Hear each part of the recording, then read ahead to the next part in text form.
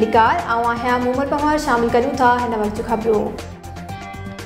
नाज़िर सूबाई वज़ीर सिहत अज़रा पहचू तालका अस्पताल मोरो जो दौरो कयो, जिते हुन सिहत के मुख़्तलिफ़ शोबन जो जायज़ो वतो। उन मौके ते शहरिन दवाउन ऐं डॉक्टरन की खोट जूं शिकायतूं कयूं।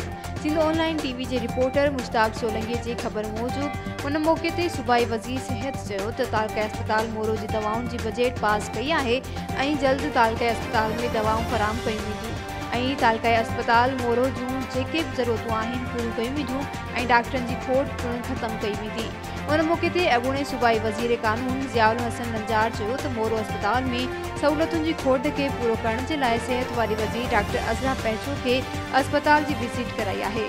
ही मुंहिंजो तक है तालको अस्पताल जूं समूरियूं घुरिजूं पूरियूं कयूं वेंदियूं।